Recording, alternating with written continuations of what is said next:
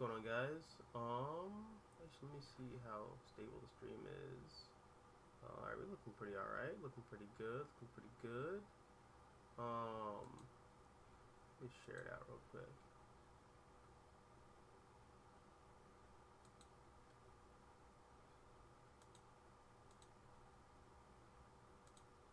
Alright.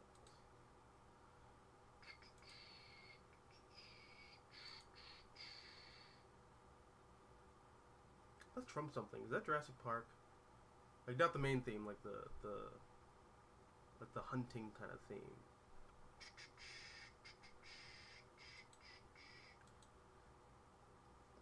I'll be honest, I've only watched Jurassic Park once. Wait, no, I take that back. I saw it twice, but I mean, I was like 4 when I saw the first one. Yeah, no. Then I saw it like later when I was like 24. Good movie, good movie. Let me share you out to. I actually debated doing a stream today because I am not feeling good. It's not COVID, thankfully, but like yesterday, I like got in from work and I was just dog ass, just not doing great, not doing great.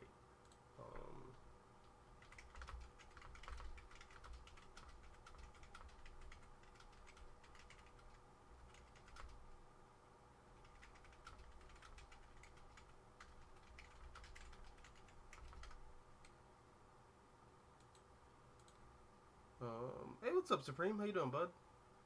Ugh.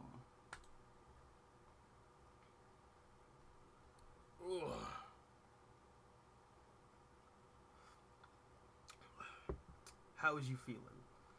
I kind of feel like a fraud right now because I didn't actually go out today.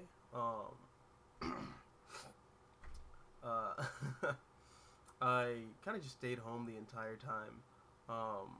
How am I? Oh, yeah, no, I'm like not feeling great. I had a doctor's appointment today, but like I canceled it because I just was not feeling good at all. But I did have a chance to read some comics, so that was cool.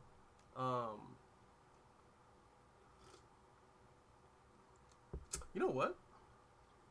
One book I read this week, not this week, today actually. Why did I say this week? What the fuck's wrong with me?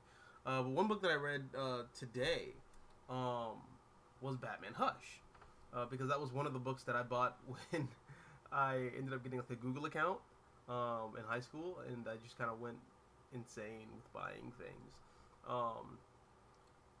So I checked out Batman Hush for the first time in like maybe 4 or 5 years. Um, it's weird. I have like a bizarre relationship with that comic. I loved it when I was a kid.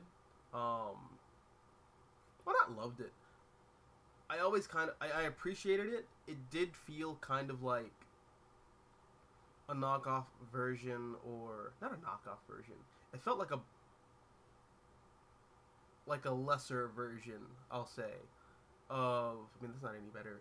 But it felt like a lesser version of Batman: Dark Victory and Long Halloween. And even then, like Dark Victory feels like a knockoff version of Long Halloween. And I'm not a big fan of that story as the years go by, but Hush has a lot of the same problems, and I realized that when I reread Hush a couple years ago, and I had this like extreme knee-jerk reaction to it. I don't know why. I just kind of jumped to like, this book's bad. It sucks. Bleh. But reading it today, I mean, it has problems. I definitely think there are points in it that are just max cringe, but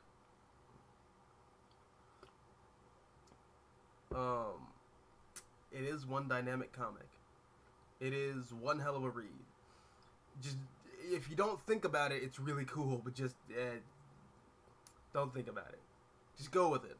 That's like a lot of Jeff Loeb comics, though. Just go with it. Don't think about it. Just go with it. On Johns, he's doing another Watchmen sequel in his Flashpoint Beyond mini with new characters taking up the mantle of Ozymandias. Her name is called Nostalgia. I'm not joking. You know what's funny? And I mean no ill will towards Jeff Johns or anything like that, but for years I've been saying that Jeff Johns, I don't want to say hack because that's he's like legitimately a good writer. Just I never really got all the like mass appeal that he got. I mean, he writes good comics, but like it's the same thing with kind of like Jeff Loeb. It's a great Michael Bay movie. It's a great film pitch, but that's kind of all it is. And you really shouldn't look at it deeper than that. But yeah, no, just Jeff Johns is I've appreciated some of the stuff that I've read from him, but like he's just not one of my favorite comic book writers. And for years I've been saying that, and people call me a hater, but I don't know. I'm looking at some of the stuff on Twitter with the past like week or so, and even like, especially today, a lot of people are saying now what I've been saying for the past like 10 years. I don't know.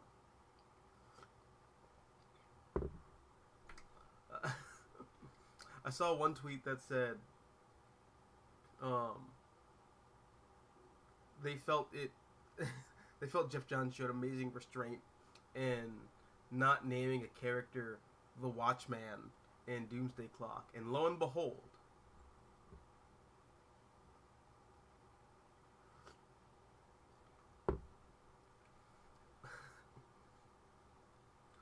in hindsight, we may have been too harsh on Alan Moore, because in the 2000s he was really critical of both Jeff Johns and J.K. Rowling. He was right all along. Alan Moore, okay. I don't want to say Alan Moore was never wrong, because Alan Moore sometimes strikes me as the guy who just kind of like is crotchety and bitches about things without actually reading them or watching them. But a broken clock is right twice a day. And I guess that makes Jeff Johns and J.K. Rowling 2 a.m. and 2 p.m. respectively.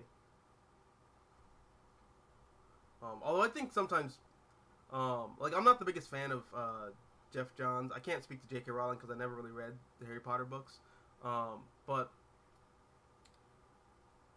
there's a lot of hate that Jeff Johns gets that I think is definitely unwarranted.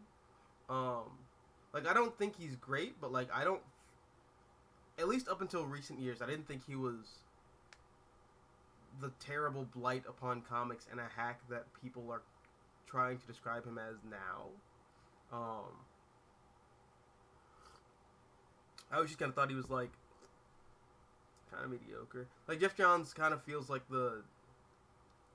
he feels like the result of comics Twitter, or, like, a rando on comics Twitter finally getting to write comics. That's kind of what he feels like to me. And sometimes you're going to get cool ideas out of that, and sometimes you're going to get bad ideas out of that. It just kind of is what it is. But I shudder to say that Jeff Johns is not a fan. He is definitely a comic book fan, and I don't want to take that away from him.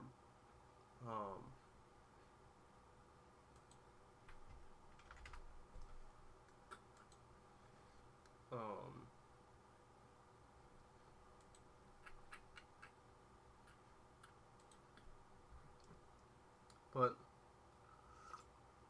what comic did you read this week besides, I guess, fuck, what is that book called? Like, Final Crisis on Infinite Flashpoints. Beyond that, what else did you read? Cause I'm like in the dirt. I did not read anything this week, or like anything that came out this week. I didn't read.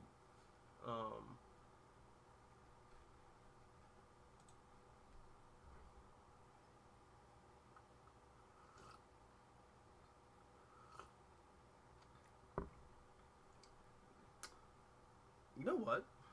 Because I didn't read anything and I don't really have like any real insights to give, I'm going to pull a pro gamer move. My pro gamer move, I mean, I'm going to just play video games. Because I didn't actually read anything this week. So I'm just gonna do this real quick.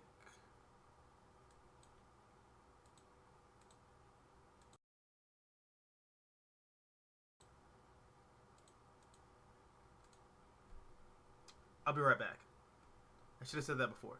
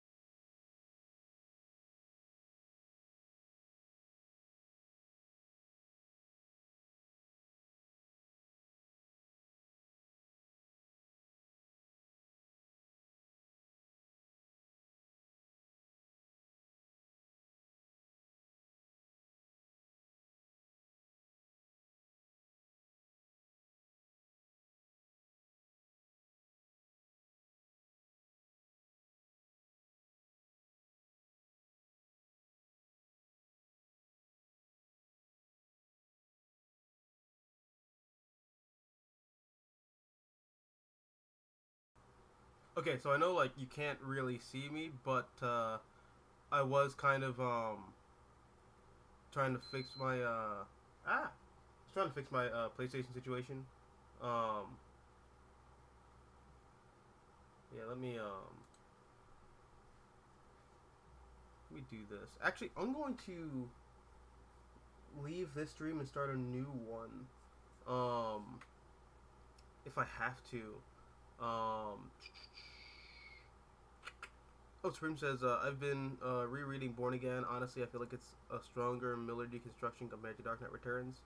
Well, I can kind of see that.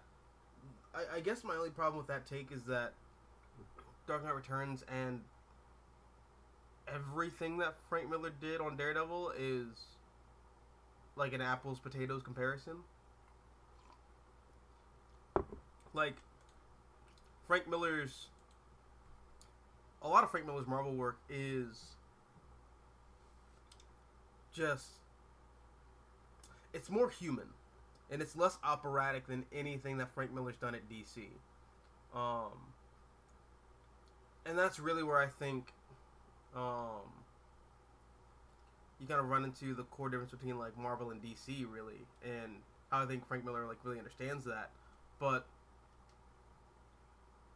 yeah, no, just the the way Frank Miller approaches Matt Murdock as a character is completely different than the way Matt Murdock, than the way I guess Frank Miller approaches Bruce Wayne. Um, like they're very different characters, despite the fact that they're of the same genre. Um, let me do this. Oh, but let me change the screen real quick. Um,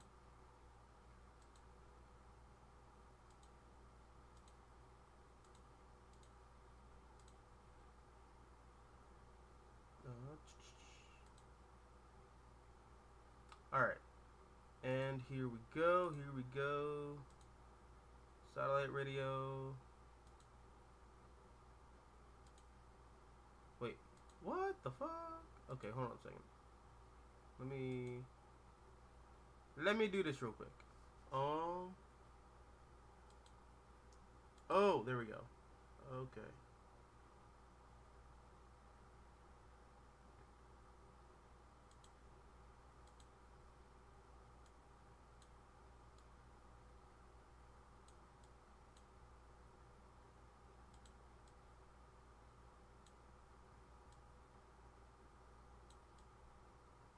There we go.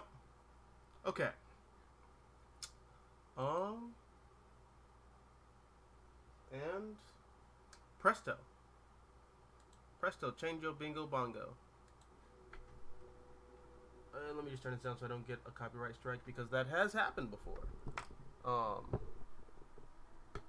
YouTube really be up with my shit like, you can't have sounds from this game that you're playing even though you're playing a game. Thanks, YouTube. Thank you. Hey,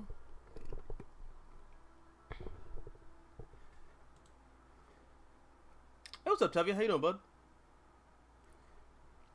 Reading anything cool lately?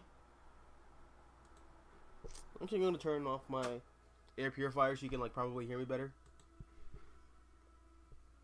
I just got Battle of the Super Sons. Oh, nice. I actually watched that today earlier. I mean, I didn't like watch it. I was like passively watching it while I was reading comics, but I really enjoyed it. From what I was like, I guess, seeing when I was paying attention to it.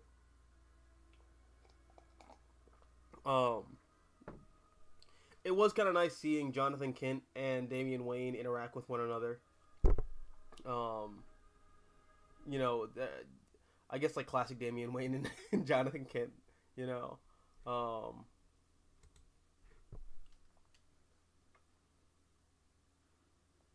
Damian's such a weird character. I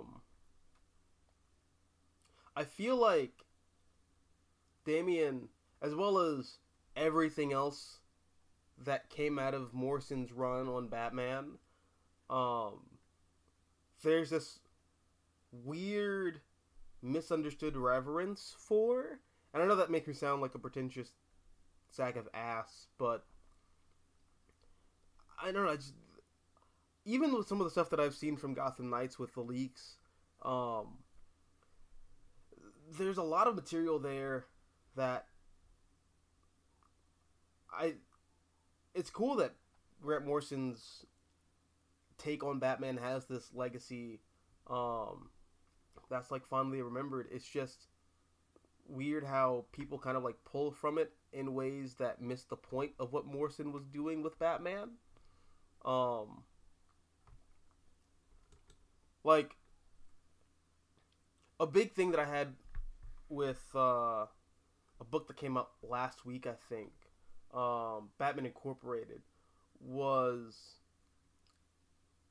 this idea of bringing back the team of Batman Incorporated under like new management, I guess. But like that. Hi. It's weird how like they're afraid of me, but like they still charge me. Oh, what the?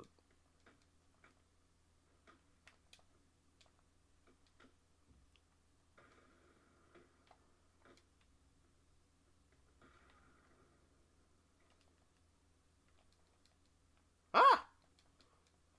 But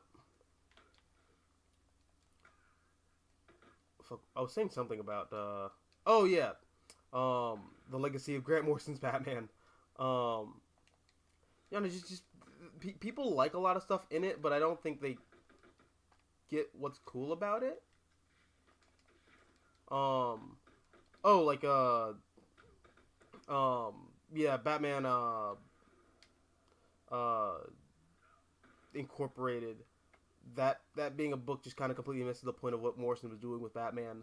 That entire series is illustrating that superheroes can't work on a mythological scale as corporate products, and I guess you could say the entire third act of Morrison's Batman, um, from the return of Bruce Wayne well into the tail end of Batman Incorporated, uh, is that Batman's kind of lost his purpose as a character, um, because he is so mired in the corporate politics of DC Comics and Warner Brothers Entertainment. He can't be the mythological urban legend Batman, which the character is kind of often celebrated as. Um, but yeah, no, that's like kind of like one of the weird things about Grant Morrison's run on Batman. Um, and oh, I didn't mean to do that. Ah, leave me alone.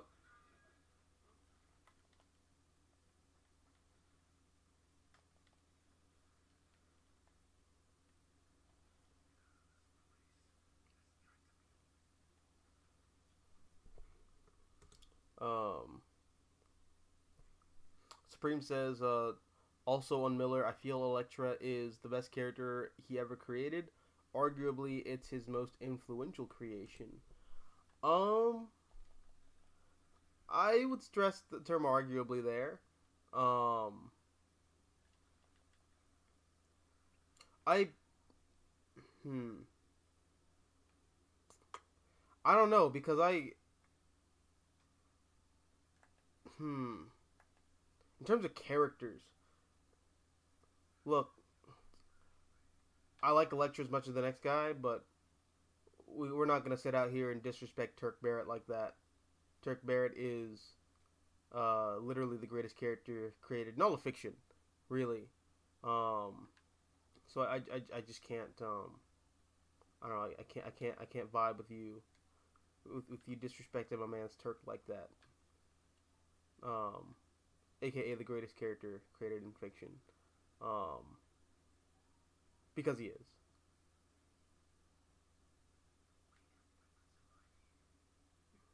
Oh crap! It's this one. I hate this one. I'm gonna go over here and do this one instead.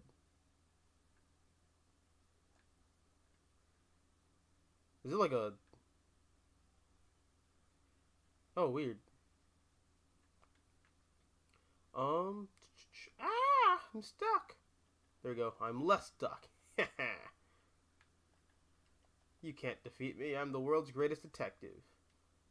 I say as I'm wearing the Earth One skin, and Batman's like comically a terrible detective in that game, or comic, much rather. Um. I'm actually curious. What is it about a lot of modern Batman interpretations, um, that really kind of play up, um, the idea of Bruce Wayne being a terrible detective?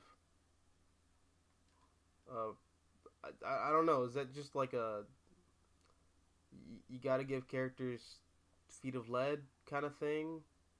Um,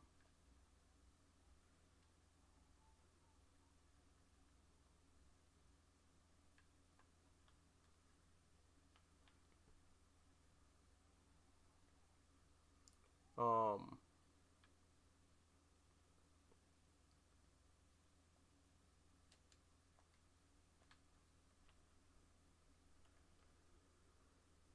also, it's weirdly compounded with the idea of um, Batman being this like hyper violent force of nature, which I don't agree with at all. I don't like that interpretation. Um, it's also like weirdly seen in the Arkham games too, where Batman's kind of like weirdly brutal. Um, like Batman's not supposed to be brutal. Batman's like he's effective. He gets the job done, but like he's not Huntress. You know, he's not Red Hood. He's not gonna beat you within an inch of your life and then leave you crippled for the rest of your existence. That's not who Bruce Wayne is. That kind of goes against the core fundamentals of the character. And when people kind of like champion that idea or say, well, that's what Batman would be realistically, I really think that's saying more about you than the actual character of Batman. Just throwing that out there. Um,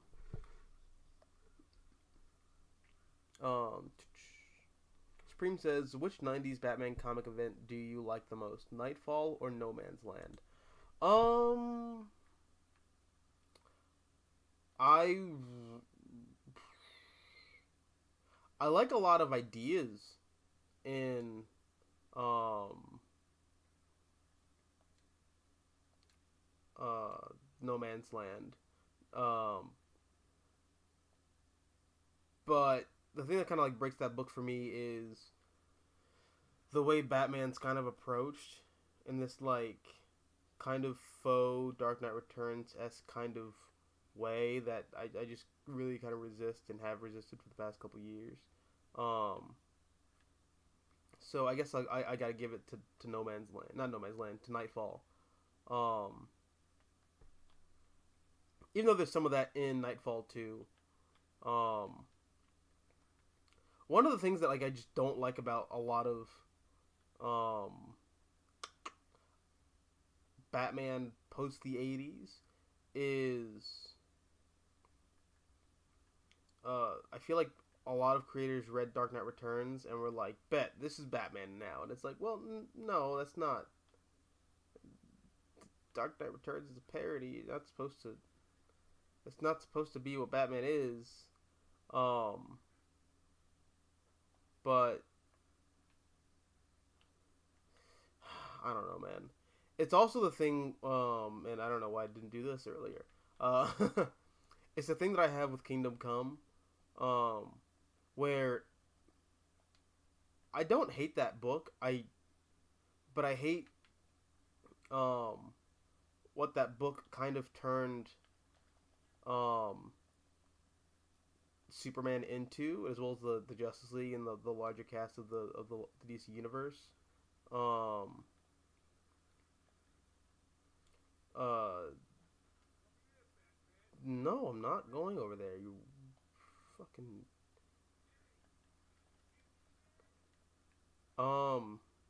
no, we just have better things to do, like hunt down obsessive compulsive Riddler riddles. um,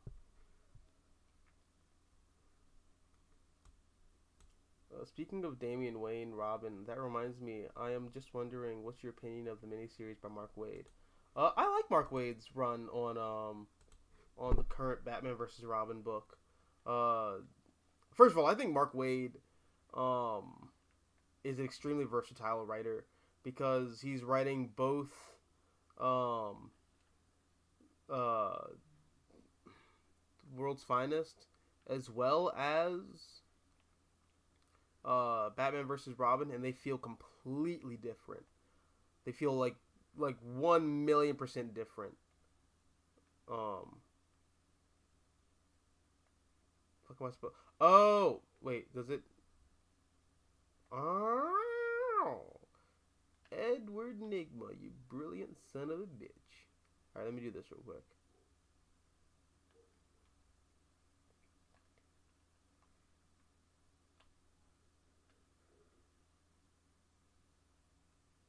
All right. But yeah, no, like Batman versus Robin feels like a more modern post 2000s era comic book, and World's Finest doesn't. Um, but it also doesn't feel dated. Um, which I think is uh like one of the big selling points for that comic. Um, Mark Waid's great. Um, he has a really solid handle on a lot of those DC characters, and I also like really appreciate how he's kind of bringing Batman back to what he was um, in that Morrison era. You know, He's kind of remembering that like Batman's not this like stick in the mud like I gargle razor blades and Hennessy, and that's why my voice is and I bleed justice out of my anus. Alfred, blah blah. Like, I don't know. That's just what Batman's kind of turned into the past couple years, and it's just not. I don't know. It's not Batman to me. Um, but I do like how that's changing, and Mark Waid is one of those creators who's like actively kind of changing it. And I think this is supposed to be one where I use the explosive gel.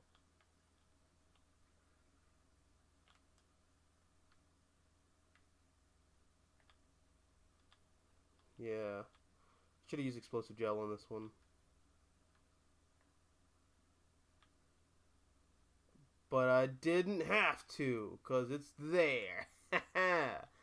Sometimes you plug in the wrong formula and you still get the right answer. Just like a proper divorce. Alright, let me see some more. Um,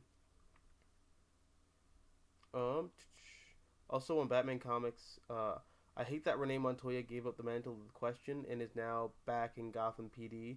DC never gave Renee's tenure as the Question a chance. I hate that too, although I think a big part of that is the new 52. And I've spoken about that time and time again. I think a big problem with DC the past like several years, really the past several decades, uh, is this constant stream of reboots and continuity shifts, um, which really kind of start with Crisis on Infinite Earths. That's the big problem I feel, but kind of is what it is. Give me one second. I'm gonna change this real quick.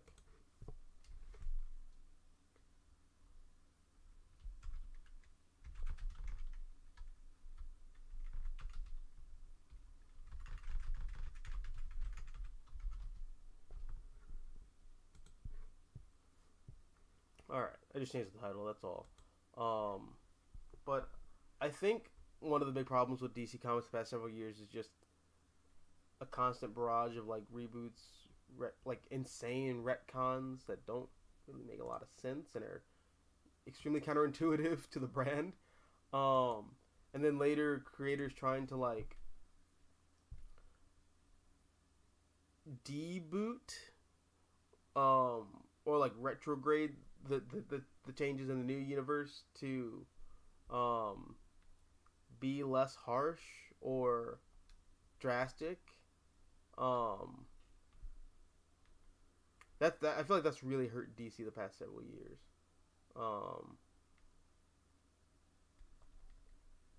there's another mine. Yes, fucking dude. I hate these mine Riddler trophy things.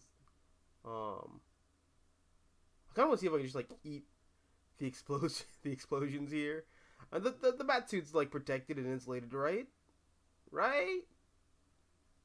I feel like this one's like really simple. Just like blow up that one, blow up that one. No, there's a way simpler way to do this, right? Blow up this one, go this way, blow up this one. Wait, no.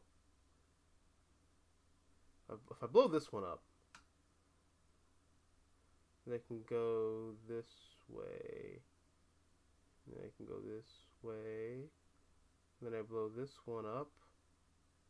And this one. Alright. Alright, I think I got it. So this guy... Wait, shit. Alright.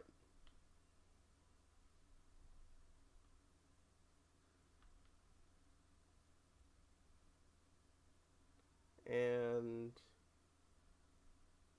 this guy. Watch me blow my ass up.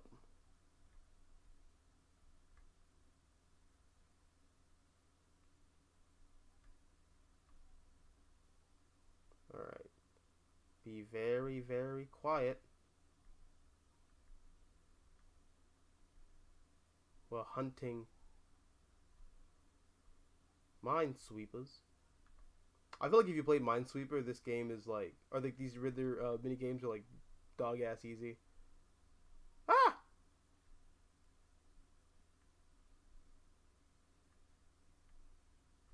But I didn't because I had internet as a kid.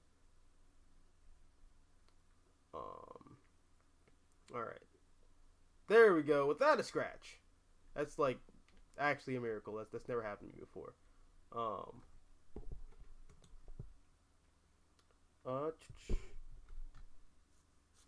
Supreme says, Marvel animated question. What are your criticisms of the 90s Spider-Man cartoon? To me, I feel it adapted a lot of the 80s and early 90s villains and arcs like Hobgoblin, Venom, Carnage, Tombstone really well. I like a lot of those cartoons. I think definitely in regards to the X-Men, despite not being like a big X-Men guy,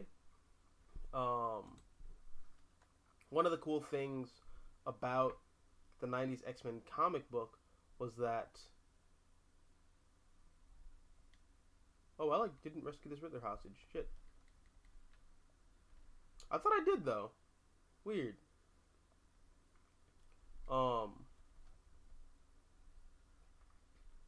But yeah, like one of the things about the 90s X-Men cartoon was that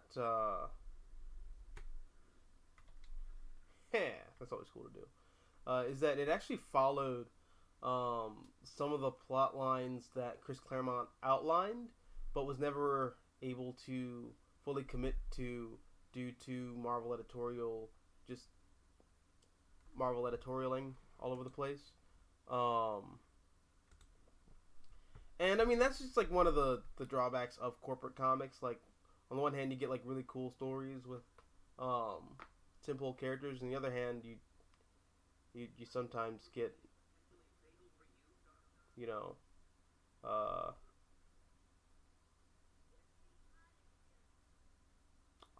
I'm convinced I got this person already.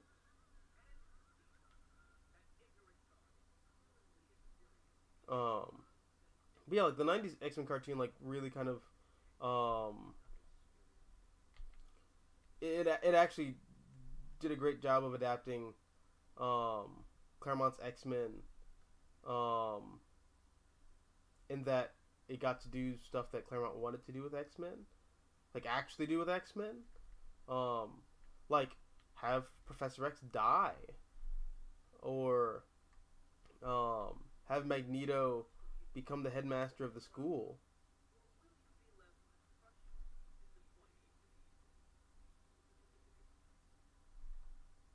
Let me see if I can do this. Oh shit, that was... I didn't even make it to the thing.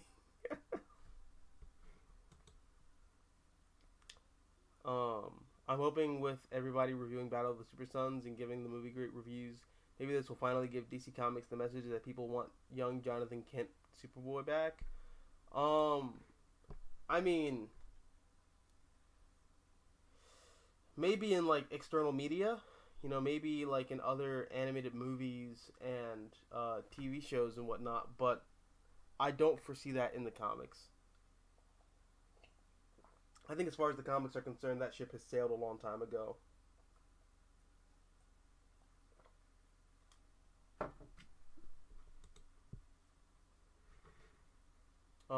And yeah, no, I agree. Teenage John Kent has been a failure. In fact, that's not even a matter of agreement versus disagreement. It just it hasn't been profitable.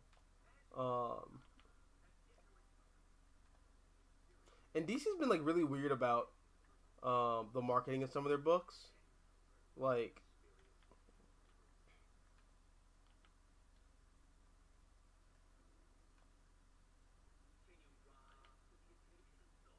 um like the John Kent book is getting a lot of press, but can I blow this up?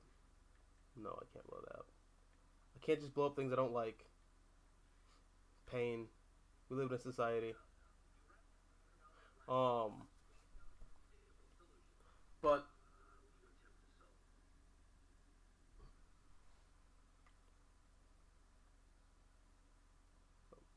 okay.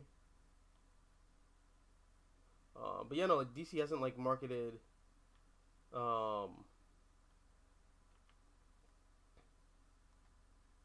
ah, uh, the Action Comics book, which I think has been extremely high quality. Uh, I don't know why they're not marketing that book. I think it's the best the Superman comics been in close to a decade. But I look, man, I'm not in DC's marketing team. I can't,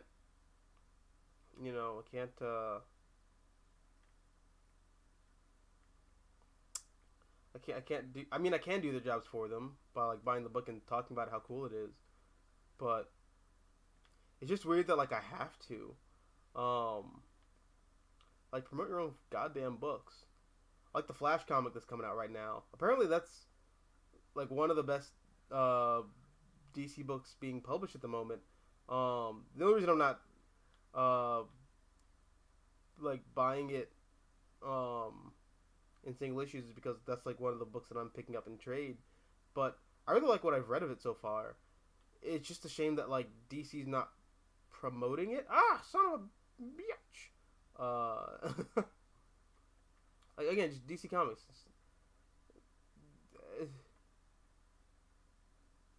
Market your books, please.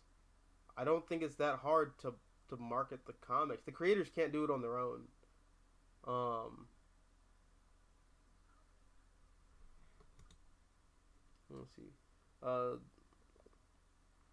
Supreme says, Raimi Spider-Man question: does he understand the 616 Spider-Man comics? Because Raimi's Peter Parker feels so passive compared to the assertive edge of his comic book counterpart. Well, that's kind of the thing I talk about in some of my Spider-Man movie reviews, which I kind of regret doing, because they feel a bit too scathing.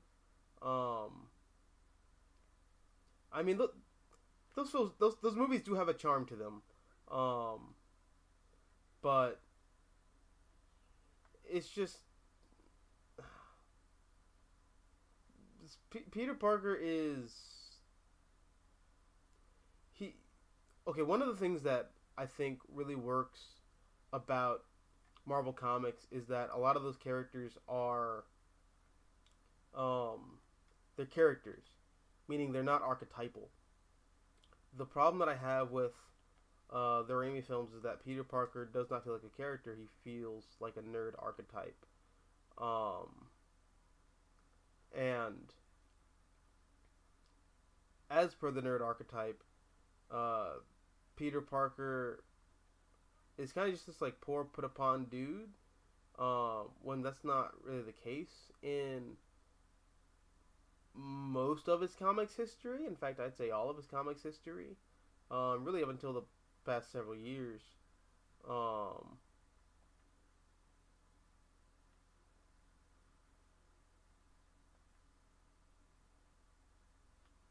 oh crap! I thought it was gonna like hit me.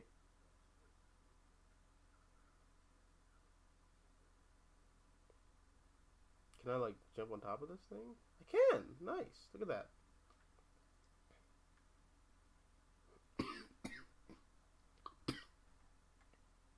And that's more me being sick. Um, but yeah, no, I just don't really vibe with Raimi's take on Spider-Man. It's just not really Spider-Man to me personally. Um, all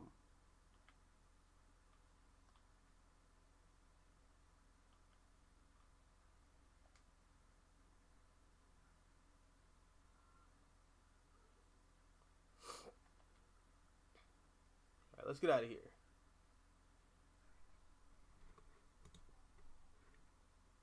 Uh, question. Speaking of the Super Sons, we did get a Halloween story with John and Damien going trick or treating, and I thought it was amazing and tons of fun. Was that like recently? Yeah, this Arkham City, God, looks kind of bad. Not gonna lie. Not gonna lie.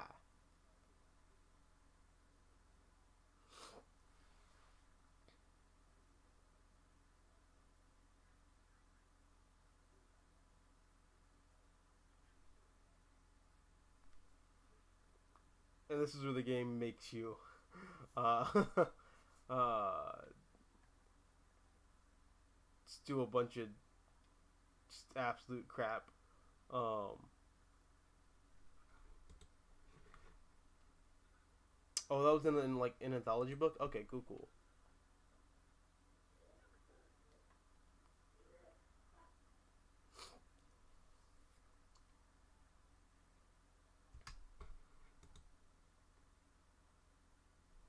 Yeah, the game audio. Is there something wrong with the audio in the game? Let me know. Let me know these things. I gotta know these things.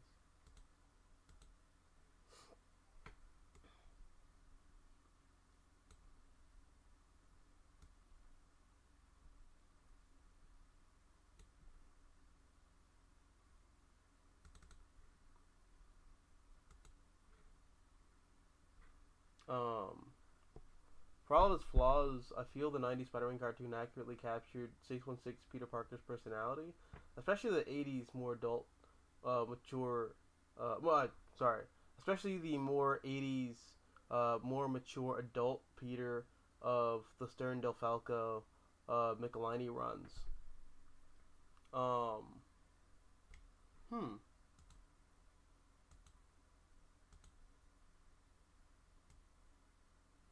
Oh, my bad. I like didn't turn the game audio on. How is this? Can you hear it now? Sorry about that, guys. I was playing this whole thing and there's like no game audio. Holy shit. Um,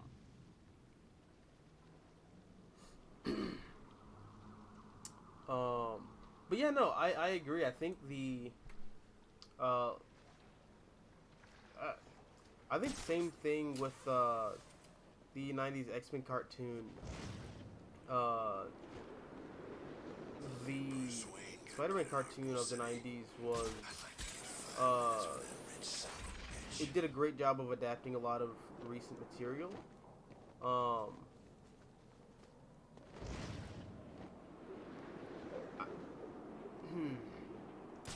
I struggle in saying that it's my favorite like Spider-Man adaptation though.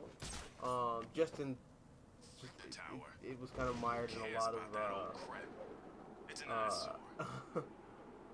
I'll say censorship issues, but it does kind of capture the heart and soul of what a lot of those um, comics at the time were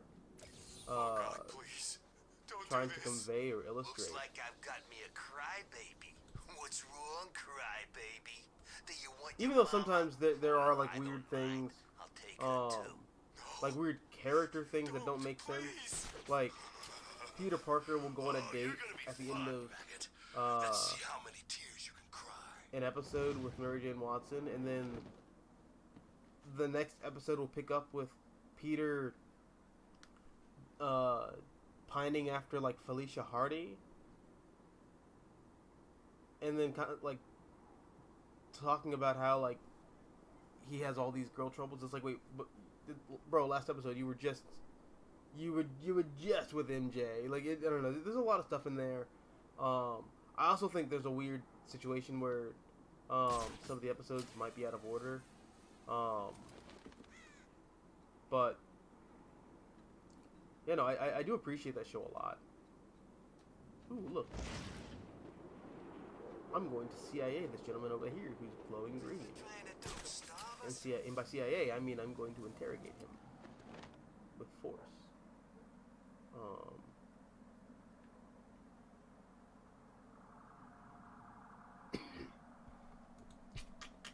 Alright. Well, I'm going to start over here. Hate all this freaking snow.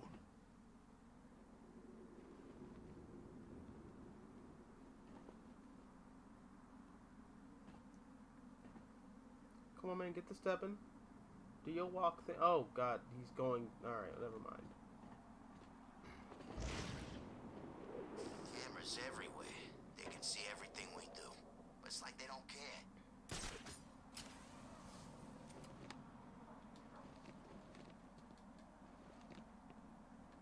Alright, well, that ledge takedown idea failed. Hopefully no one sees me up here. It's colder than the snowman's heart out here.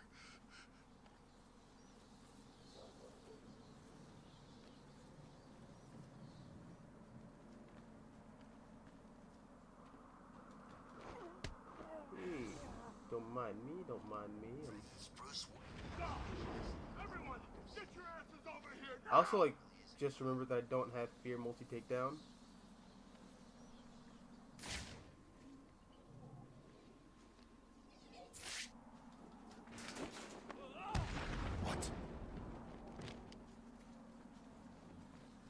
So I gotta play this very carefully. Stay calm. We need to keep it together and find him. If we lose it, we're as good as dead. Understand?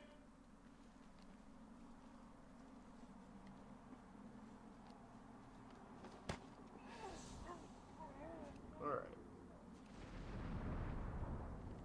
There we go. And... Hey, buddy. How much do I need to hurt you?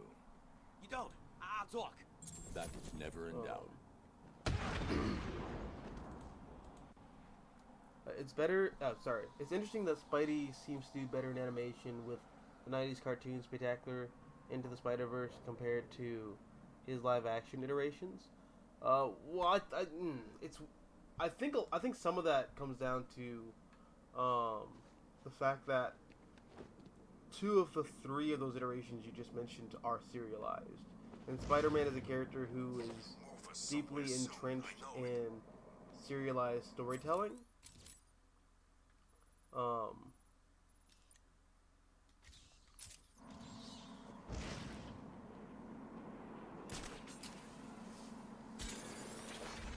As for instance, Spider-Verse, that's like a weird fluke. I have no idea how that movie came out as good as it did. In other people's business.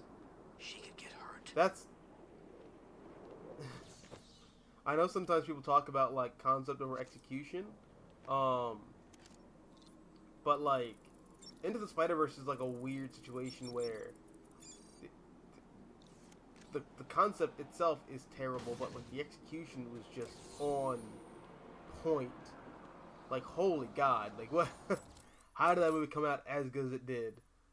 With such a terrible premise? I have no idea. Wait, there's the trophies above me. No! On this building. Yes, thank you.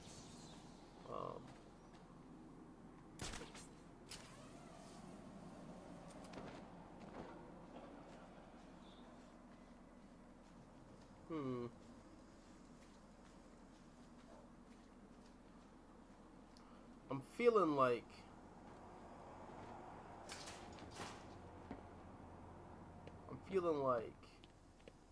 some of these trophies I'm being given the runaround here. Am I not?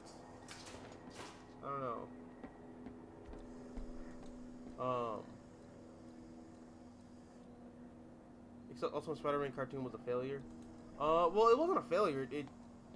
It was critically not well badass. Sorry.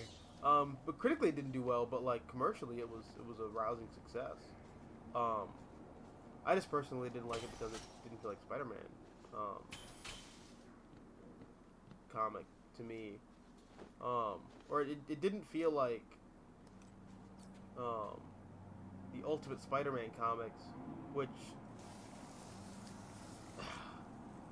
one of the big problems that the Ultimate Spider-Man cartoon faced,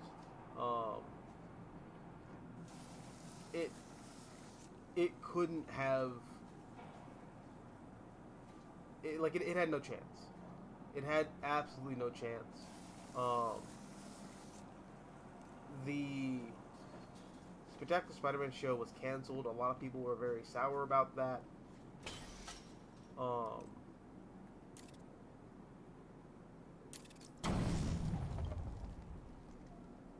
and then you have this new show,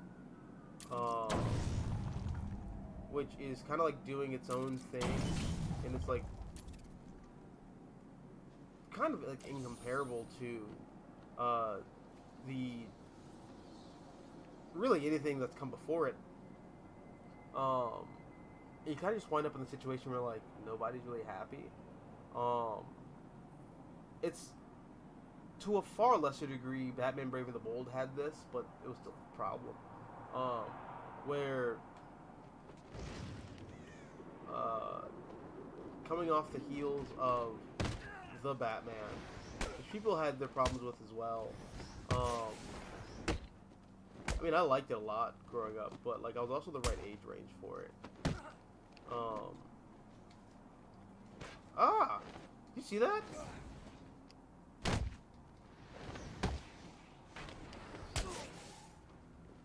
Weird, but I liked the Batman. That was a really good show.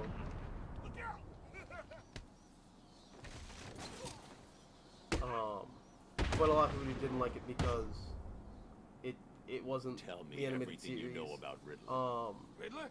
Yeah. And no Batman problem. gets canceled and like not canceled, but like it ends. And it ends just as people are like really starting to appreciate it for what it is. And then you kind of replace it with this new cartoon that's like a more light-hearted, jovial Batman, and I feel like people weren't really ready for that at the time.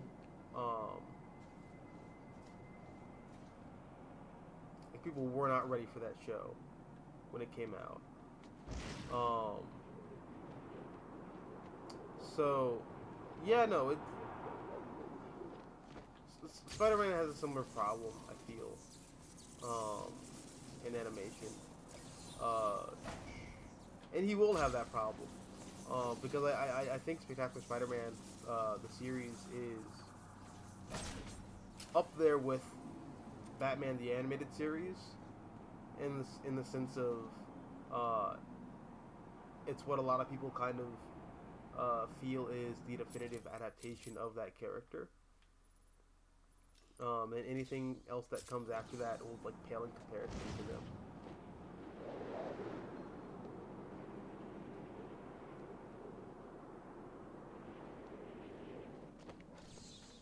Let's see.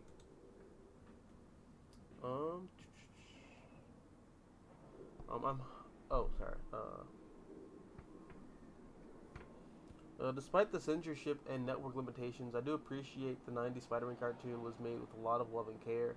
The production team behind the show really respected 616 Spidey. True, but that was like the only Spider-Man that existed at the time, though. We didn't really get to the point where we're at now, where there's like 8 million different takes on the character.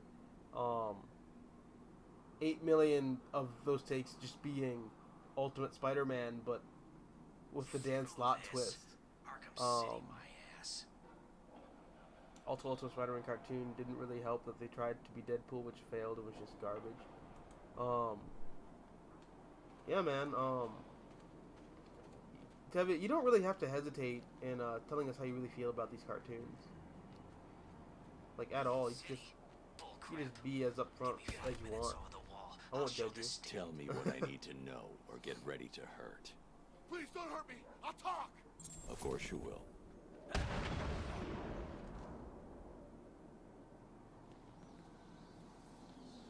bat's here. Oh, the bat's not here. Don't. I'm not here. Oh, God, you have a gun. My weakness. Guns.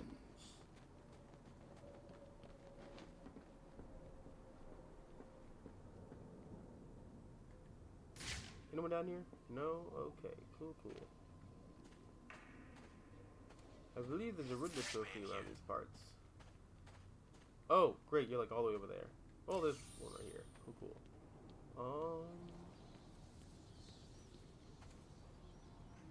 The trick is, how do I get down there? Wait, no, what am I talking about? I can get down there. I say that very cockily, as if I know how to get down there.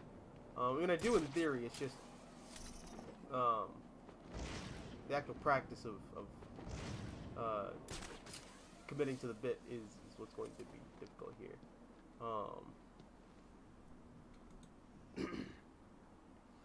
Spectacular Spider-Man actually made me smile and felt like Spider-Man, in my opinion. And plus, a bonus, it made me actually care about Peter and Gwen Stacy's relationship way more than the Amazing Spider-Man comics.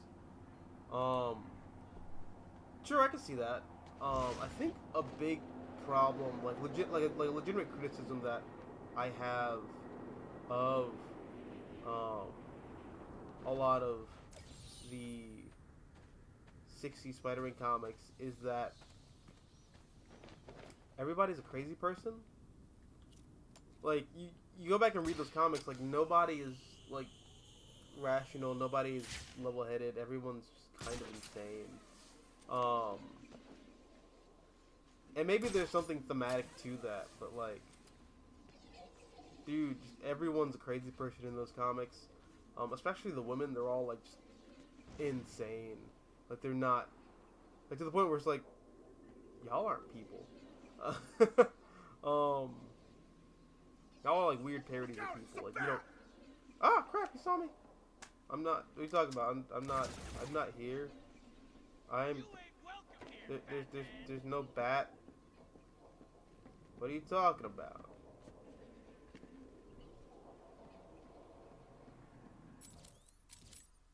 Okay, let me get, there's a Riddler trophy down there? Oh, wait, there is. I just have to...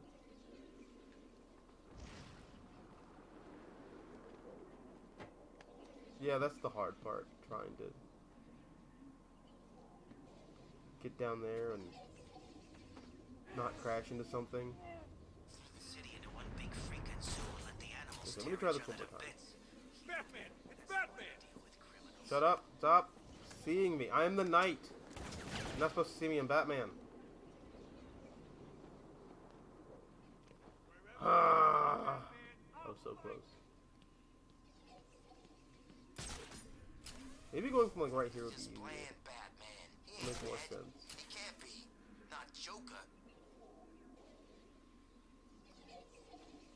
Alright.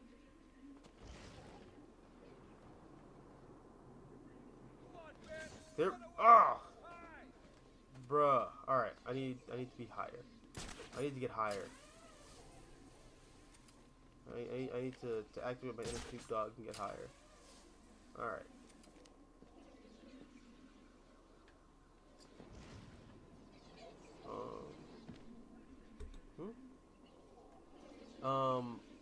DC animated question. I wonder why not many people talk about the 90s Superman cartoon. It always gets overshadowed by Batman the Animated Series. Oh, well, there's a reason for that. Batman the Animated Series isn't boring. I'm sorry, that, like, I know people love that Superman cartoon, but, like, it is, compared to Batman the Animated Series, it's just not interesting. Granted, I think when you get to, like, the New God stuff, it gets really good, but up to that point, it's just really boring.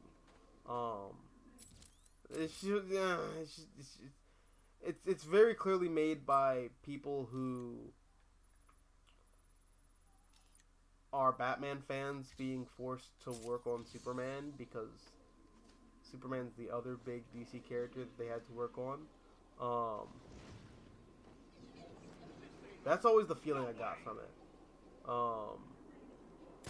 Maybe I'm wrong, maybe that's projection, but Superman the Animated Series always felt like a show made by people who were kind of like having their arms wrung behind their back and told they had to work on something, rather than Batman the Animated Series, which feels like a genuine labor of love. That's just how it felt to me, though.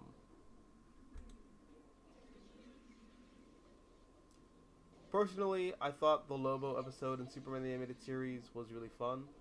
I'm trying to remember the Lobo episode. If that's a season 1 episode, then yeah, I don't remember it.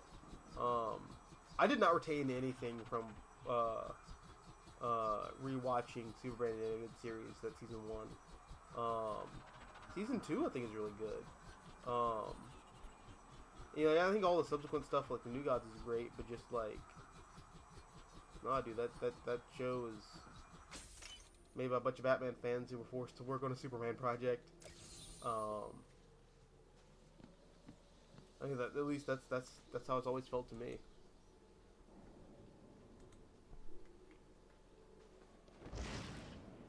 I do like that theme song by Shirley Temple though. Is it Shirley Temple? Wait, no, Shirley Temple's an actress. What am I talking about?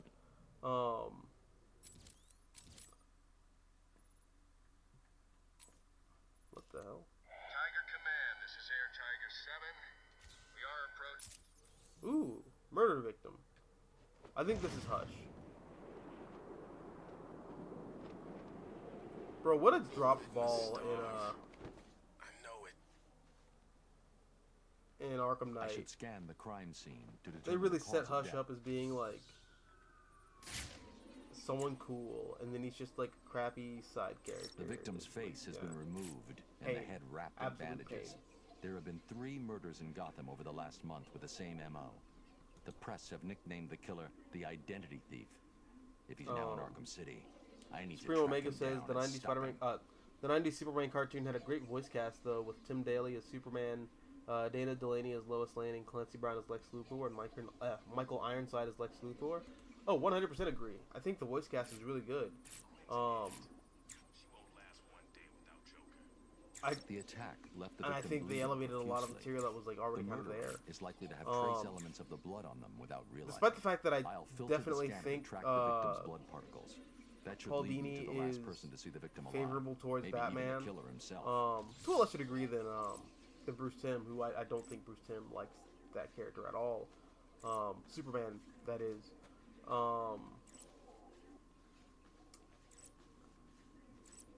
I do. I do like a lot of the Paul Dini episodes of Batman the Animated Series. I think a lot of those are really cool.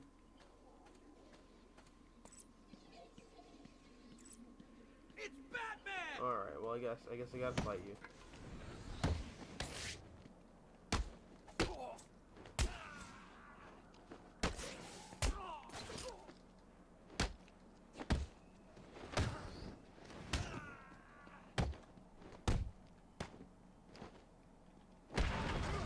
What are you gonna do?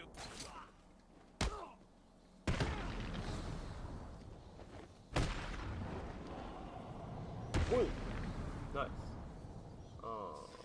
Where's Since he got in here, there's blood he's trail? probably dead From here, right? already. There we go.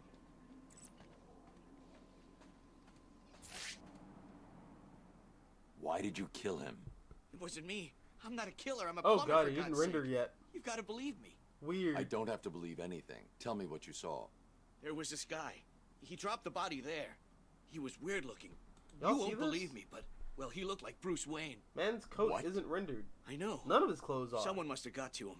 He was covered in cuts and bruises, but I'm sure it was him. The poor guy must have had a target the size of Gotham City painted on him. Looked like he'd been attacked by pretty much everyone in Arkham. There may be more victims of the Identity Thief in Arkham City. I should look out for them.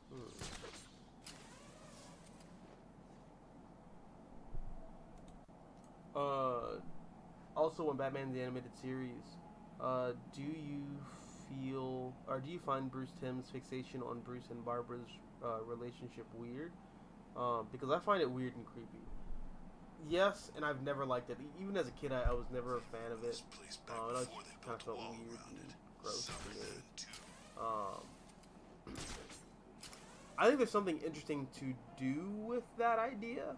Just playing devil's advocate, I think you can make some of the implications, because it's about the implications. You know? This is getting crazy.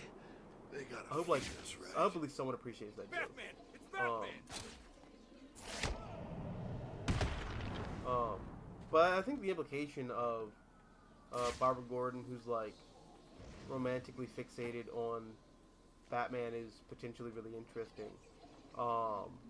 Especially when you take into account the fact that like her father wasn't really around due to work, and also how Batman is kind of like this father figure in her life. I think you can do something really interesting with it. The problem is that I don't think anything interesting is being done with it. It's just cheesecake for the sake of cheesecake. This can be as easy or as painful as you like. And I don't fuck with it. I'll tell you everything. I just don't fuck with it. I knew you would.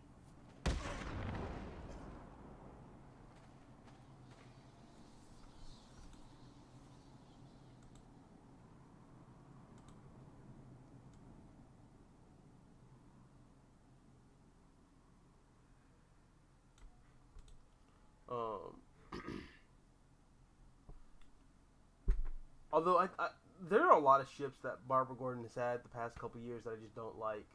DC keeps trying to ship Barbara Gordon with characters, and it just does not work at all. Like they try to ship her with Luke Fox. Anyone else remember that? That was weird. It also didn't make sense because the Fox family's children weren't all that old. Like them was babies. You know, Lucius Fox's children, them was babies in the early 2000s. Why is Barbara Gordon like going full Cougar Town with like Lucius Fox's barely legal children? It's a weird cycle of statutory with Barbara Gordon, specifically in the Bat family, that I just don't appreciate. Yeah, that was during that whole like Babs Tarr Batgirl era. Which I kind of appreciate.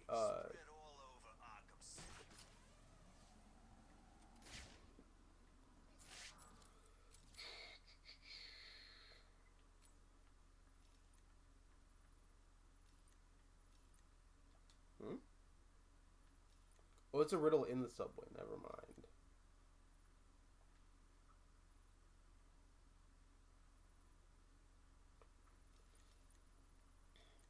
Alright. Yeah, that was the Burnside Batgirl. I'm just gonna go back to the industrial district.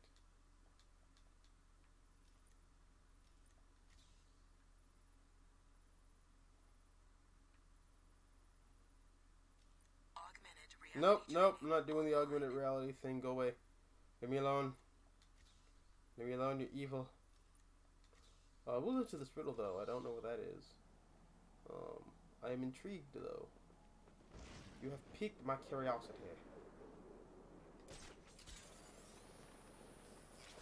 Did they ever explain what the island was?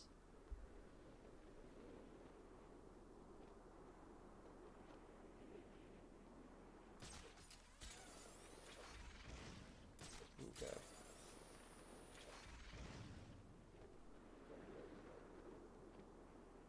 Let me do some real quick. I'm gonna move this over here so I can have a better view of the chat. Supreme says, with Batman Hush, my main criticism is the absence of Steph and Cass, because by 2003, Cass was the main Batgirl and Steph was becoming more closer to the Bat family, so their absence in Hush felt odd. I agree, although it becomes a weird marketing situation where so the thing that I think people forget about Hush is that we kind of like joke about how Batman's kind of DC's cash cow now, but that wasn't the case 20 years ago. 20 years ago, like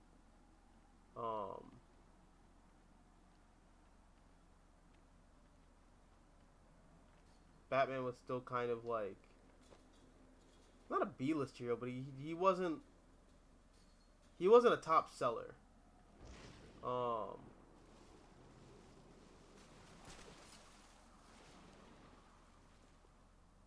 and I don't think anyone who was like really reading Batman at the time, or like people who weren't reading Batman at the time, like had a concept of who Cassandra Cain was. Also, I don't think Jim Lee wanted to draw Cassandra Cain. I don't think he cared.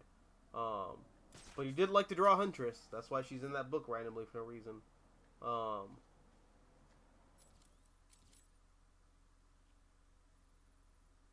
Oh, you're over there. I'm dumb. I'm like, wait, where? Like, where's the riddle? Oh, it's over there. Duh. Doi. Speaking of the Arkham franchise, that reminds me. I'm just wondering how you feel about the Suicide Squad kills the Justice League, being connected to this universe. I'll be honest, I like really don't care. I want to because I really like crap.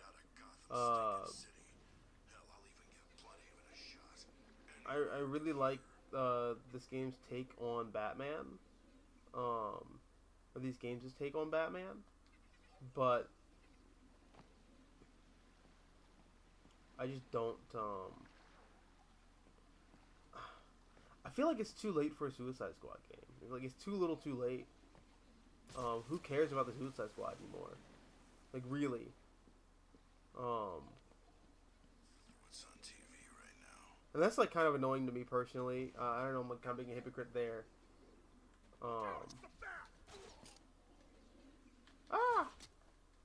I did this completely wrong. But yeah, no, it's the time to do a Suicide Squad game was like 4 or 5 years ago. Now it is like way too late. I think it's inside this window.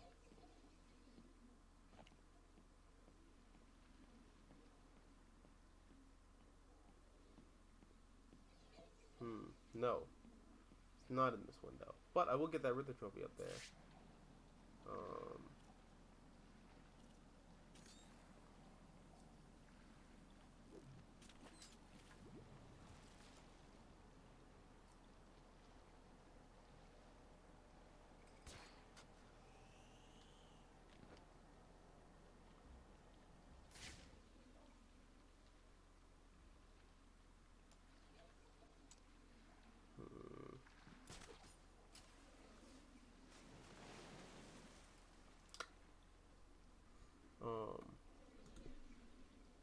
Supreme says, on DC editorial, they seem to not care or really dislike Steph and Cass, because there was a time they tried to make Cass into a villain and they tried to kill off Steph in War Games.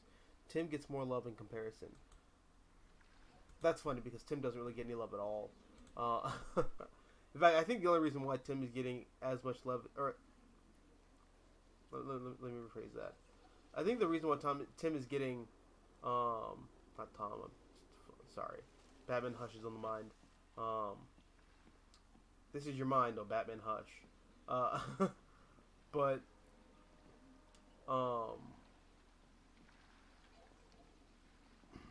the reason I think Tim is getting a big push now is because so many people kind of grew up with Tim. The people who grew up with Tim as Robin are like working at DC Comics now. But that same level of love, I don't think really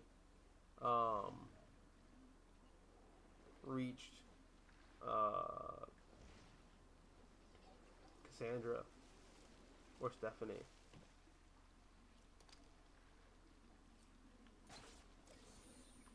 Which is a shame because I think they're great characters. Just they're not as beloved. And that's a damn shame, I feel.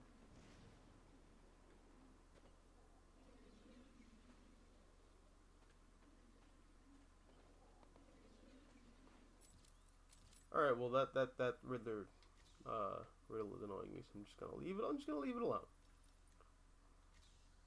Inside the building? Okay. I'll go over here, why not? It's gonna stop snowing.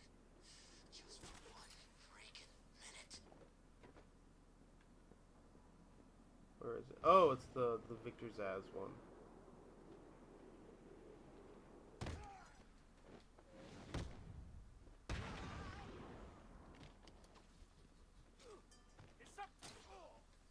Get over here.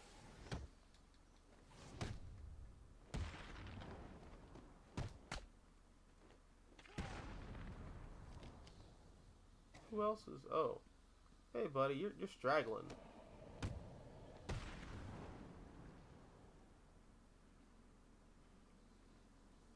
Alright, is it this one?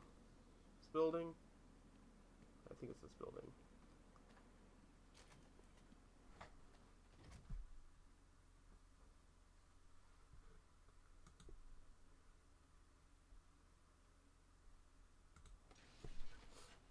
Okay.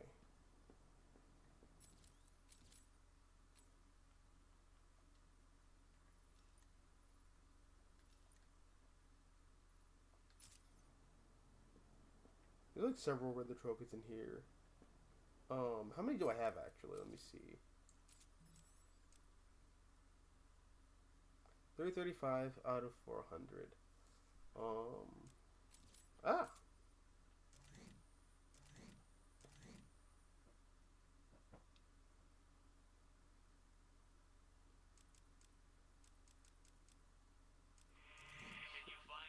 Catwoman has 3, 4, 5. So Catwoman has 5 trophies, and there is 1, 2, 3, 4, 5, 6. Thank you. Jesus, alright. Park Row, 1, 2, 3, 4, 5, 6, 7, 8. Alright, so there's 8 districts, or I guess like core areas. Catwoman has 5 trophies. It's like what, 40 trophies for Wonder Woman. That only gets me to about 375,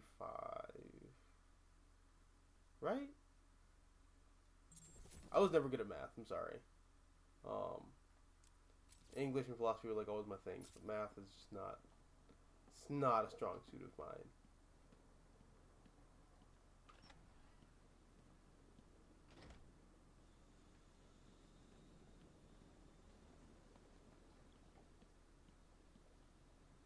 Are you the riddle? You're too small. You're a manlet. Too small. Oh wait, no environment. Wait, what? None? Whatsoever?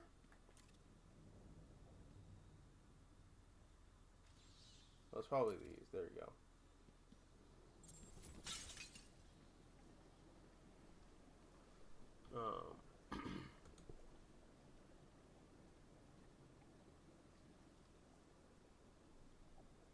Let's see. Debbie says, personally, nothing would make me happier than to finally have a Superman game after so many years.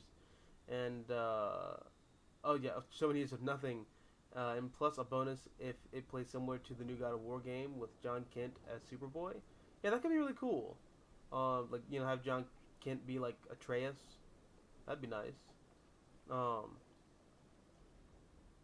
Supreme says, besides Gwen, Spider-Man editorial also seems to really love and worship Black Cat.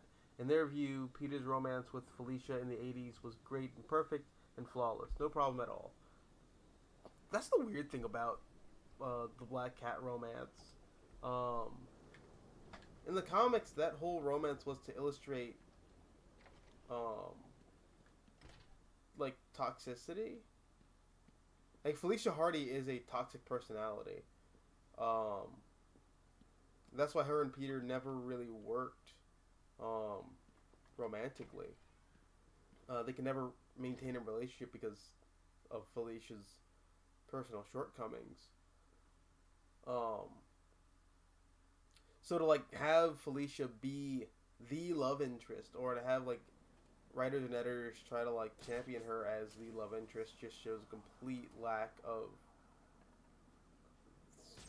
understanding of the character and their purpose, and even like, I think a lack of like self-awareness. I feel.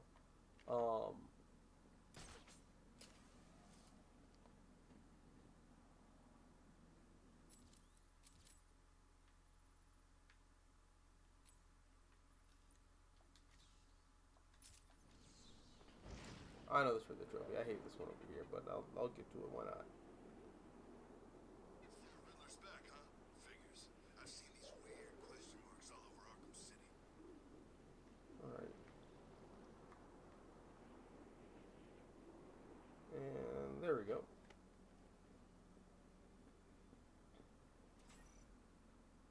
Can I just like cheat the system and just jump it? French tried to kill us all. I'm glad he's dead.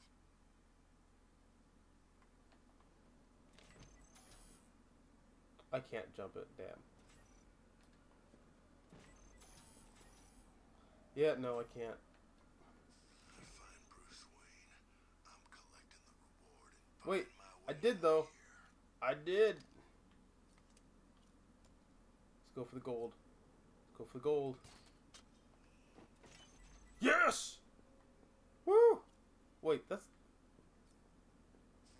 the Catwoman trophy. I don't. all that crap from Strange's vault. Damn it. Well, it's open, I guess.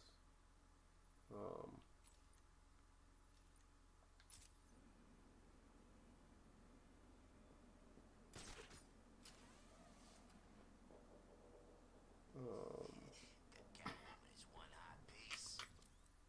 Where do I want to go next? She could do whatever she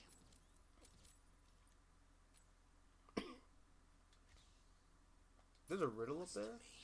Won't see me complaining. Okay, let's see. Ah!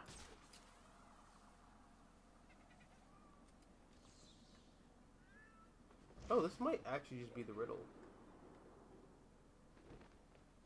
The North Gotham Dock. It's freaking crazy. No, never mind.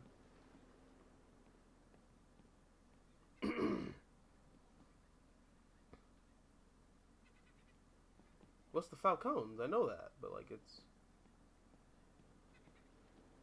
Oh, there we go. What's up with this weather? There the entire time.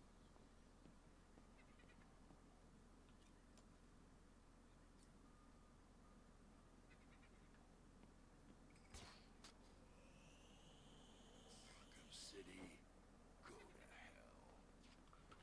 I'm not sure if I already got this one or not. The Mr. Freeze riddle.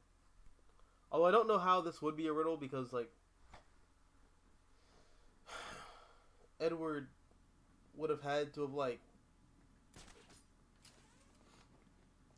he would have had to have, like, seen the story progression for this to, like, work, but alright.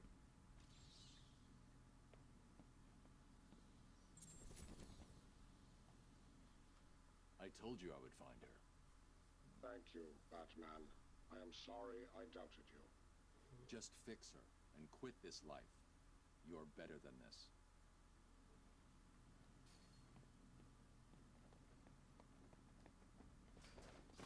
There's a really good bit in,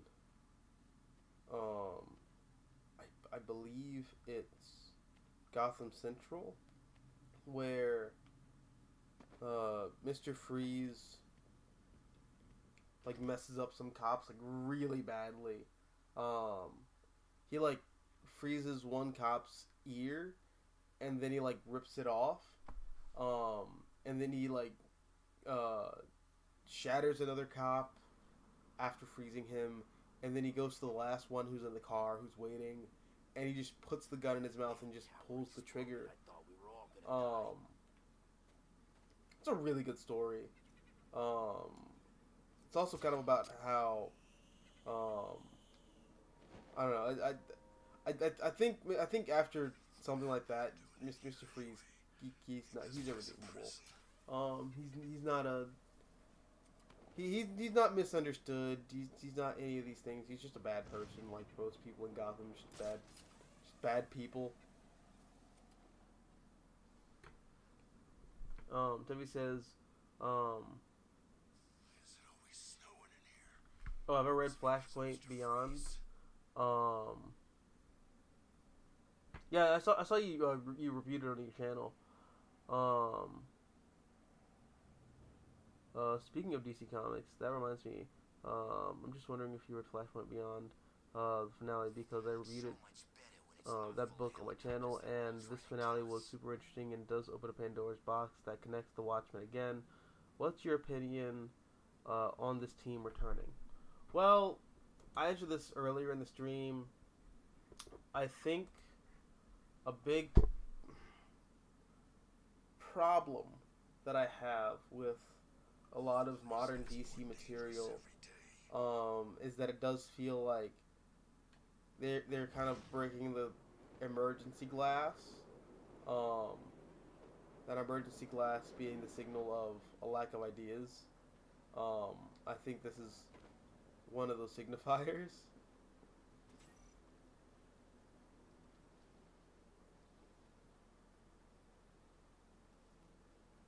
Sorry, just trying to focus on this guy real quick. But yeah, no, I feel like Doomsday Clock was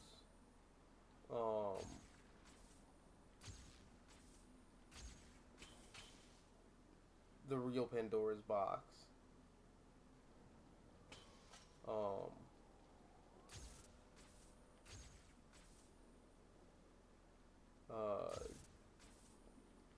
And you know, here we are, I guess. People love that book, though.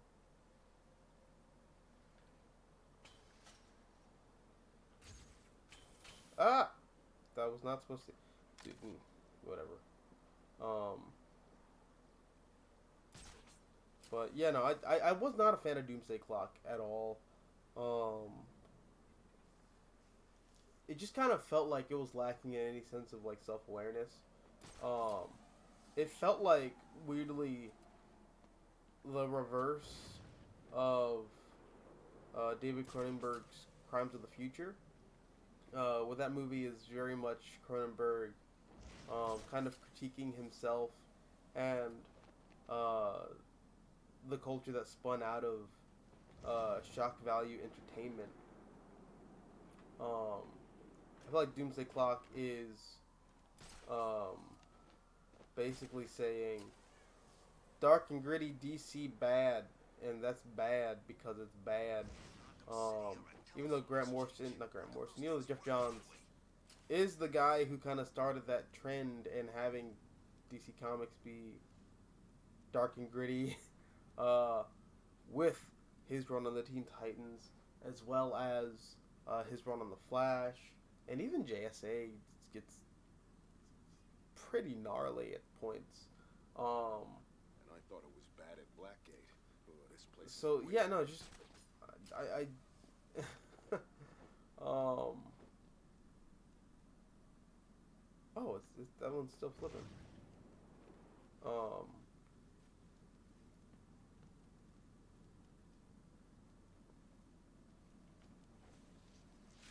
No, I missed it.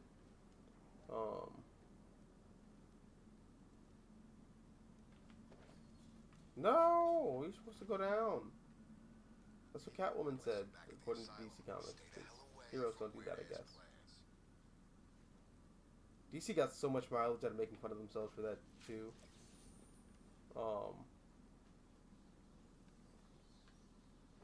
Which, by the way, I feel like that's a modern Batman interpretation kind of thing. The whole idea of Batman being, like, so socially inept he can't be romantic with women. That's a modern Batman take, definitely, because you read a lot of those 70s stories. Batman is...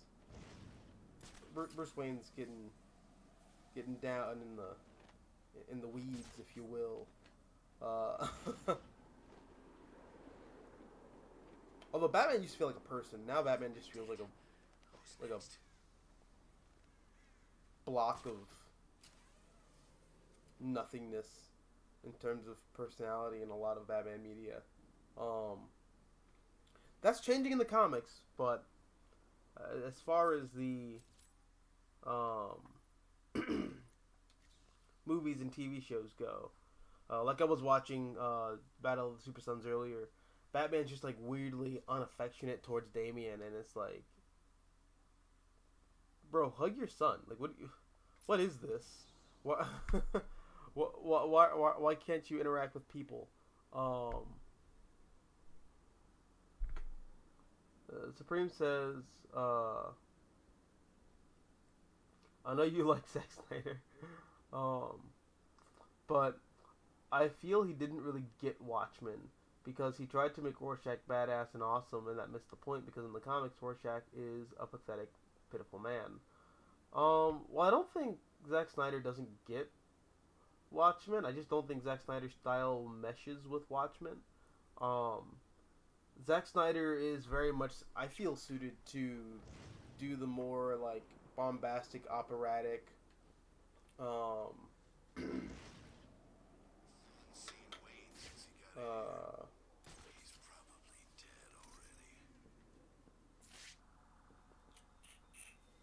like superhero fare, like Dark Knight Returns and Grant Morrison's and Howard Porter's Justice League and stuff like that. I feel like that's more Snyder's like aesthetic wheelhouse. Whereas something like Watchmen, I think, needs a more grounded lens, or like a less heightened lens. I'm gonna go over here because why not?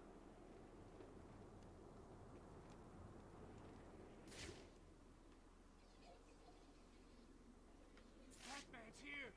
No, I'm not. Stop saying Batman's here. Batman's not here. You're schizophrenic. You're seeing things.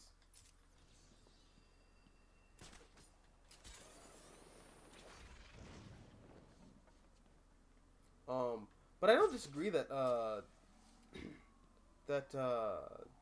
no, I'll say I don't agree that that Rorschach is depicted as being cool in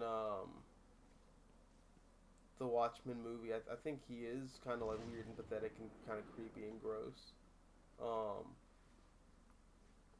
I mean, that's always been like my take on it.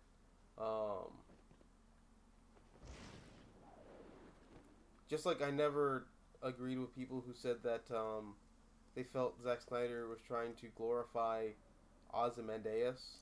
Not Ozymandias. Yeah, both Ozymandias and the comedian. A lot of people like to say that, like, the Watchmen movie is, like, glorifying them, and it's clearly not. I don't get where that read comes from. But it's a take that people have.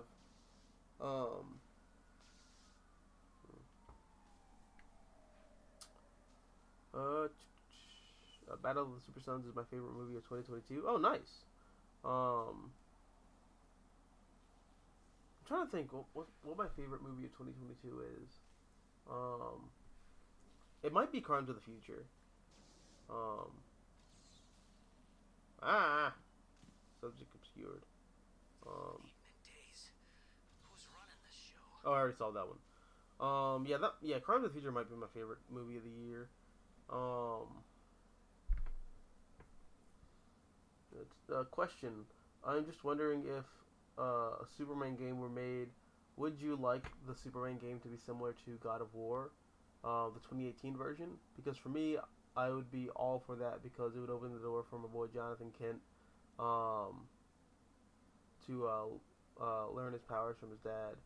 I can't believe Catwoman broke into Strange's vault.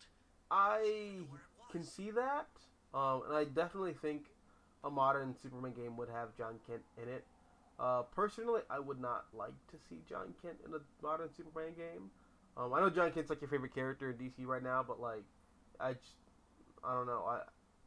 If we got a Superman game, I would definitely want it to be more along the lines of Arkham Origins, in the sense that it's kind of an origin story, but not for Clark Kent becoming Superman, but much rather In the same way that Arkham Origins isn't an origin story for Bruce Wayne becoming Batman, much rather the origin story for Batman becoming the legendary Dark Knight detective, the goddamn Batman. I would want that for a Superman game. I would want a Superman game where you're kind of seeing the origin of not Clark Kent becoming Superman, but you're seeing the legend of Superman kind of like start out.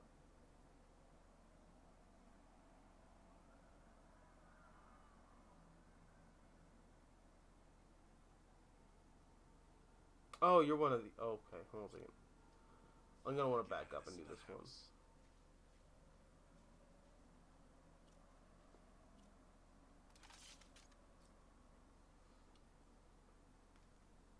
Alright, start over.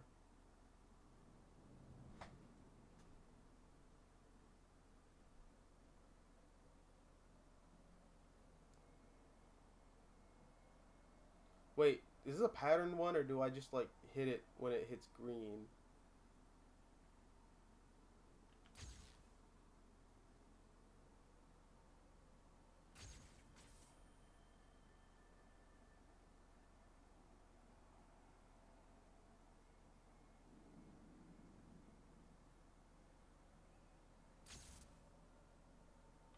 Oh, crap.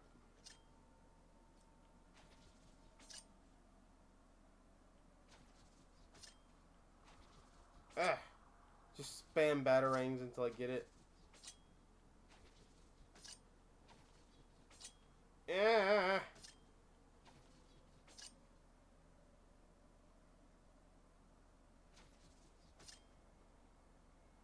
Um.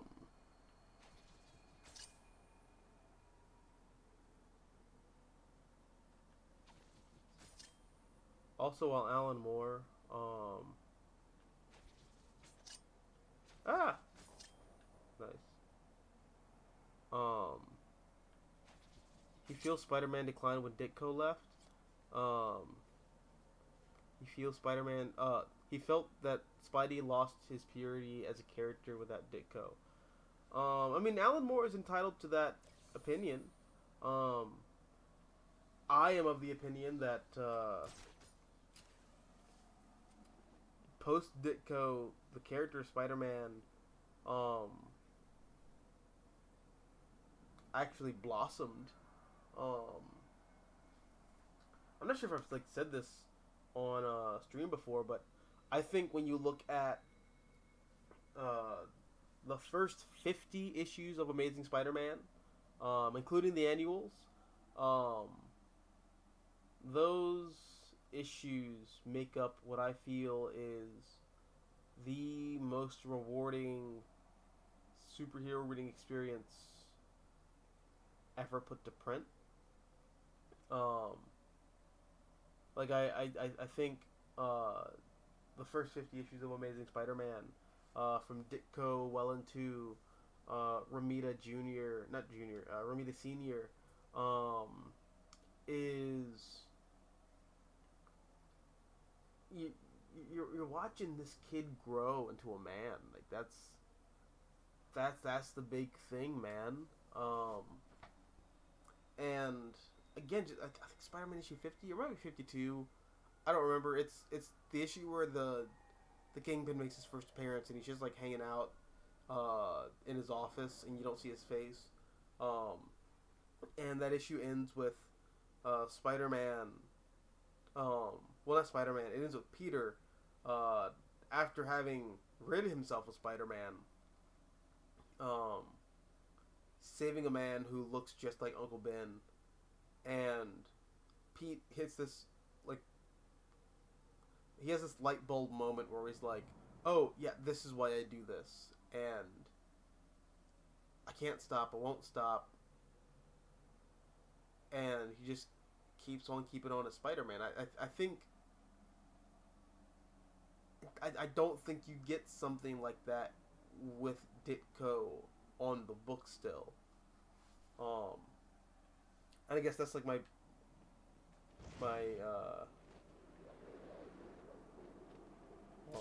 my hot take on that.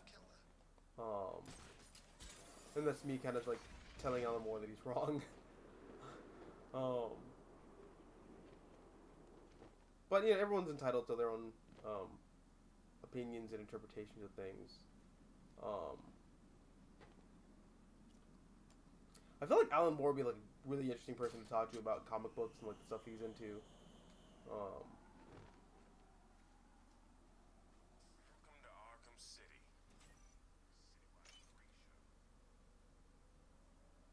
Is this a Catwoman trophy? I feel like it might be.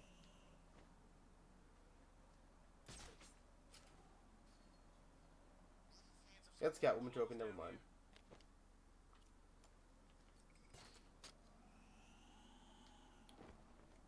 Oh, yeah, good night, Tevye.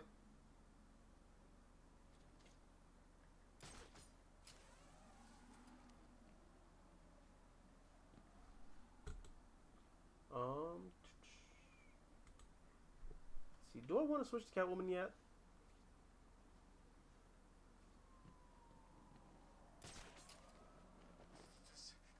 Yeah, why not? I don't see a reason not to.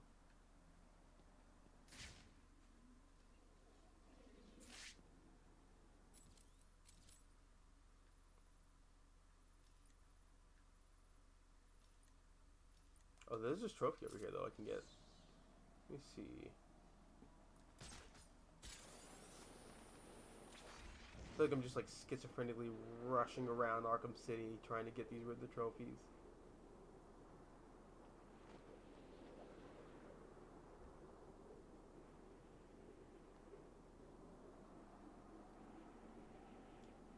Some of these trophies annoy me because like I constantly feel like I'm getting bamboozled. Like I am 1,000,000% sure I already got this trophy, but like whatever. I'll play your little game. Arkham Knight. I mean, it's Arkham City, one of the Arkhams.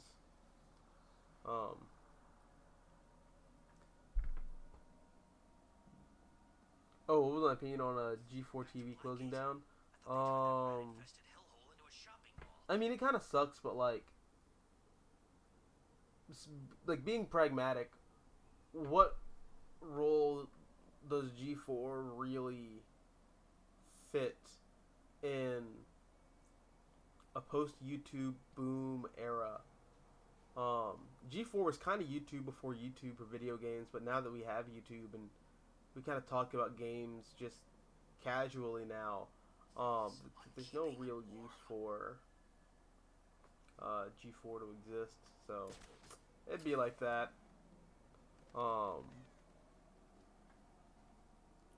The Supreme says all the problems that plagued Spidey in the 90s had their roots in the 80s. Like we complain about how the Clone Saga became a mess, but before that, the 80s Hobgoblin Saga was also a prolonged mess. Yeah, that's a big problem, I feel. You can kind of see like the degeneration of Spider-Man storytelling take place from the 80s onward. It's just I think the effects of it are felt in the 90s.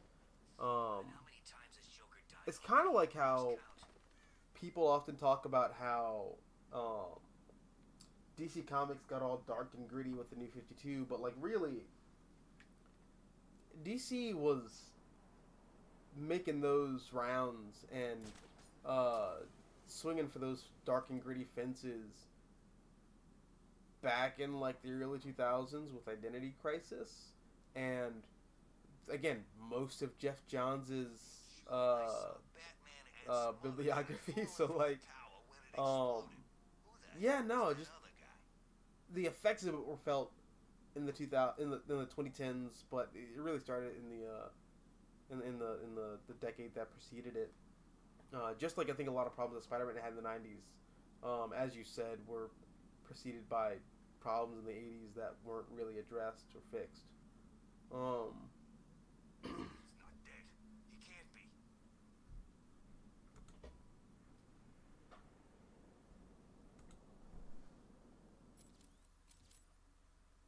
Oh, I can knock this thing out, though.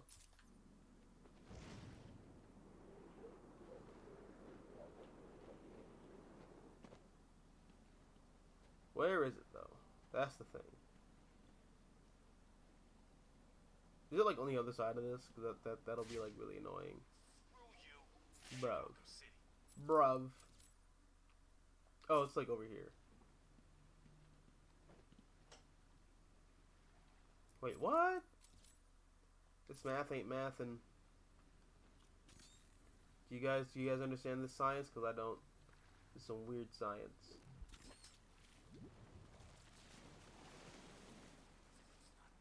No way. Yeah, I don't know where this I have no idea where this camera would be. Unless it's up here. Is it up here?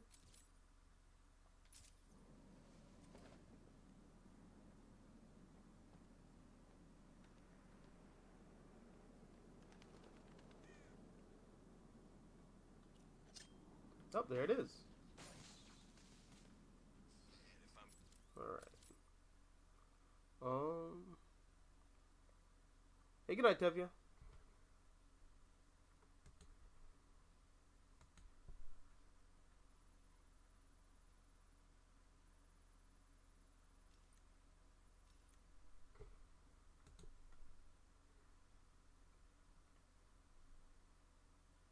Yeah, I actually might call it a night too. I'm getting like slightly kind of drained. Alright, well. I'm gonna get the crap kicked out of me by someone.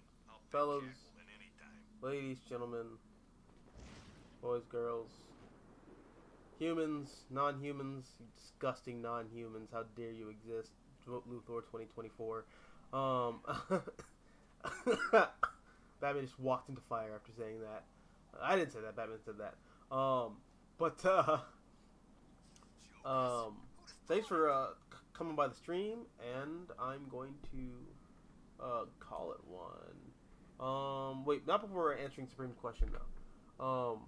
Hobgoblin Saga, it was meant to be short arc by Roger Stern, but once he left, it became a convoluted mess with editors, writers clashing with one another.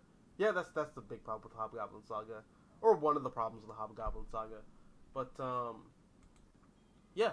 Anyways, thanks for watching, and as always, until next time, adios nachos, adios.